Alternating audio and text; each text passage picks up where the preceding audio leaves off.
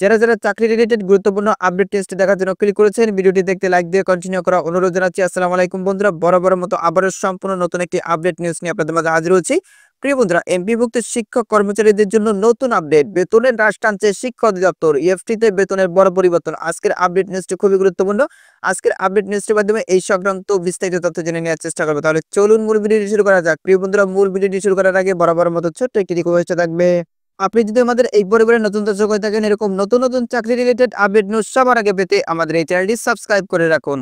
প্রিয় বন্ধুরা, এই নিউজটি প্রকাশ করা হয়েছে 6 মে 2025 তারিখে। এখানে বলা হয়েছে বেতনের হ্রাস টানছে শিক্ষা অধিদপ্তর। নিচে একদম বিস্তারিত উল্লেখ করা হয়েছে। এখানে বলা হয়েছে এমপিভুক্ত শিক্ষক কর্মচারীদের বেতন আইবাস ডাবল প্লাস সফটওয়্যারে ইলেকট্রনিক ফান্ড ট্রান্সফারে ইএফটি দিতে এবার পদ্ধতির পরিবর্তন আনা হয়েছে।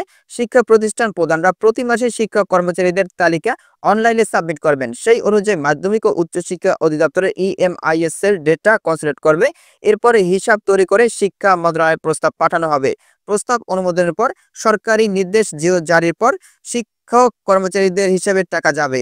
এই উদ্যোগের ফলে সাময়িক বরখাস্ত, মারা যাওয়া ও বেতন বন্ধ থাকা শিক্ষকরা আর ঢালাওভাবে পুরো মাসের বেতন পাবেন না। সোমবার মাধ্যমিক ও উচ্চশিক্ষা অধিদপ্তরের একাধিক কর্মকর্তা আমাদের বার্তাকে এ তথ্য জানিয়েছে। কর্মকর্তারা জানিয়েছে, আইবাস ডাবল প্লাস সফটওয়্যারের মাধ্যমে বেতন দিলে ঢালাওভাবে সাময়িক বরখাস্ত, মারা যাওয়া ও বেতন বন্ধ থাকা শিক্ষকদের অ্যাকাউন্টে টাকা চলে যায়। এটার জন্য পরিবর্তন। গত বছর 5 আগস্ট রাজনৈতিক পট পরিবর্তনের পর সারা দেশের শিক্ষা প্রতিষ্ঠানে এক ধরনের অচলাবস্থা শুরু হয়। কোনো শিক্ষক ক্লাসে না গিয়েও বেতন নিচ্ছেন, আবার কোনো শিক্ষক ক্লাসে যেতে পারছেন না।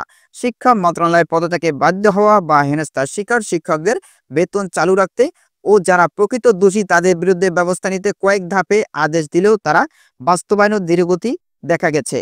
অপরদিকে যেসব শিক্ষক প্রকৃত দোষী বা অভিযোগ প্রমাণিত হয়েছে তাদের বিরুদ্ধে ব্যবস্থা নেওয়া হয়েছে। এমন পরিস্থিতিতে দোষী সাব্যস্ত শিক্ষকদের নাম ইএফটিতে আইবাস ডাবল প্লাস সফটওয়্যারে অন্তর্ভুক্ত রয়েছে। তাদের পুরো মাসের বেতন চলে যাচ্ছে অ্যাকাউন্টে। ফলে রাষ্ট্র ক্ষতিগ্রস্ত হচ্ছে। এমন ক্ষতি এড়াতেই এবার বেতন দেওয়ার পদ্ধতিতে পরিবর্তন আনা হয়েছে। এদিকে জানা গেছে, ইএফটিতে এমপি শিক্ষকদের বেতন দেওয়ার অংশ হিসাবে ডিসেম্বরের 7ম ধাপ, জানুয়ারির 4র্থ ধাপ, ফেব্রুয়ারির 3য় ধাপ ও মার্চের 2য় ধাপের বেতনের প্রস্তাব শীঘ্রই মন্ত্রণালয়ে পাঠানো হবে। এই কার্যক্রম আরও আগে শেষ হওয়ার কথা থাকলেও তার টেকনিক্যাল কারণে বিলম্ব হয়েছে। এসব ধাপে বেতন ছাড়ার পর এপ্রিলের বেতন নিয়ে কাজ শুরু হবে। তো প্রিয় বন্ধুরা, এই ছিল মূলত আজকের আপডেট নিউজ। এই বিষয়ে যদি আপনাদের কোনো ব্যক্তিগত মতামত থেকে থাকে তাহলে অবশ্যই কমেন্ট করে জানাবেন। পরবর্তীতে নতুন কোনো ভিডিও নিয়ে আপনাদের মাঝে হাজির হবো। সবাই ভালো থাকবেন, সুস্থ থাকবেন। আল্লাহ হাফেজ।